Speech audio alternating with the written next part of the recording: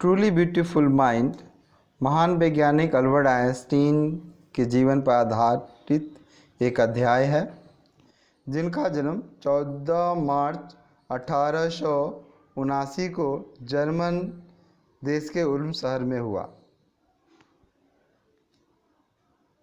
वे देखने में शुरू से ही अनोखा थे। उनका सिर का आकार उनके धड़ से कुछ बड़ा और चौड़ा था।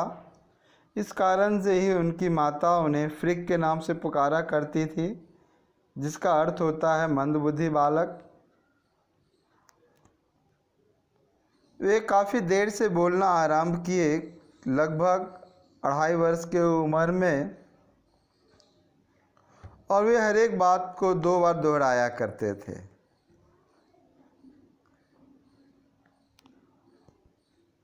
वे बचपन में यह नहीं समझ पाते थे कि अपने हम उम्र साथियों के साथ क्या करना है, कैसे खेलना है। इस कारण से उसके हम उम्र साथी उसका मजाक उड़ाया करते थे और उसे ब्रदर बोर्डिंग के नाम से पुकारा करते थे।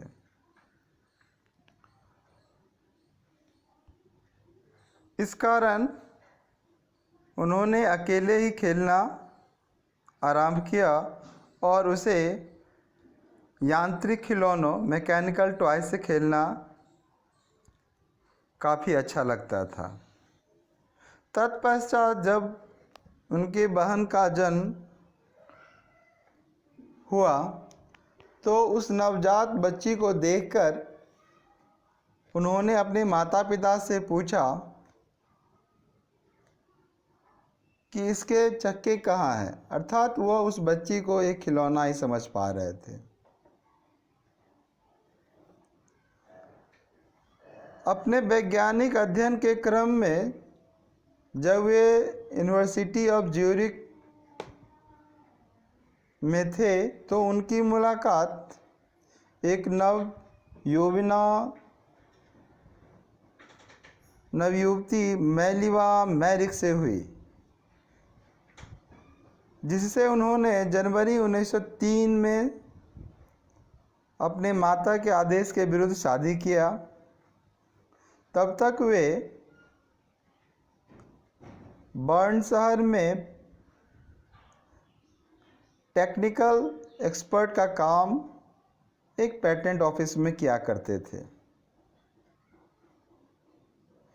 अपने काम के दौरान ही उन्होंने विज्ञान जगत का एक विशेष सिद्धांत 1905 में खोजा, जिसे थ्योरी ऑफ रिलेटिविटी या सापेक्षता का सिद्धांत कहते हैं, E=mc²,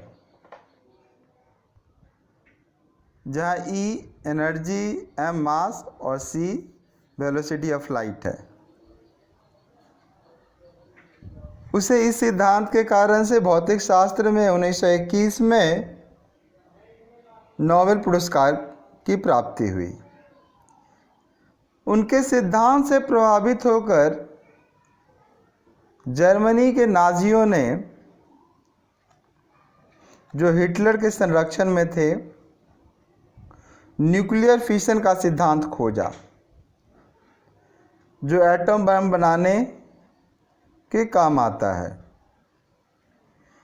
उसके विनाश से अनुमान कर अल्बर्ट आइंस्टीन ने अमेरिकन राष्ट्रपति रूजवेल्ट को लिखा कि आप शांति के लिए कुछ प्रयास करें, लेकिन गुप्त रूप से अमेरिका ने ही एटम बम तैयार की और द्वितीय विश्व युद्ध के तहत 1945 में जापान के शहर हिरोशिमा और नागासाकी पर एटम बम गिराया, जो काफ़ी विनाशकारी था और जिसके साक्ष्य अभी भी मौजूद हैं। वे इस कारण से काफ़ी परेशान हुए। उन्होंने वैज्ञानिक जगत से एक तरह से नाता ही तोड़ लिया और वे राजनीतिक कार्य क्षेत्र में आ गए और विश्व शांति और प्रजातंत्र के समर्थन में उन्होंने कार्य किए। इस महान वैज्ञानिक का देहांत 76 वर्ष की उम्र में 18 अप्रैल 1955 में अमेरिका के न्यू जर्सी शहर में हो गई। धन्यवाद।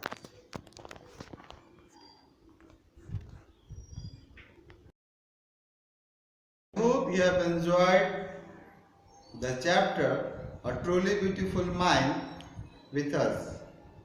At last I have to say, there is no thing in this world which is denied forever.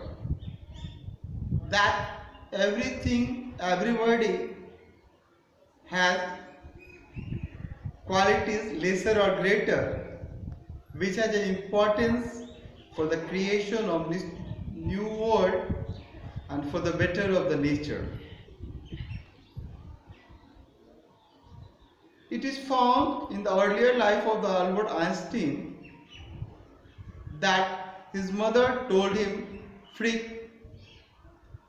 She thought her child is not a common child. His behavior is something not truly the same as the other children. But we have seen how this child become a great scientist. So, no student has a quality for failure. Everyone and anyone can achieve his or her goal with his full determination. So be positive, think better. Now it is time to say goodbye, but you don't forget to like this video and share among near and dear and subscribe it for future coming videos. Okay, thanks my dear.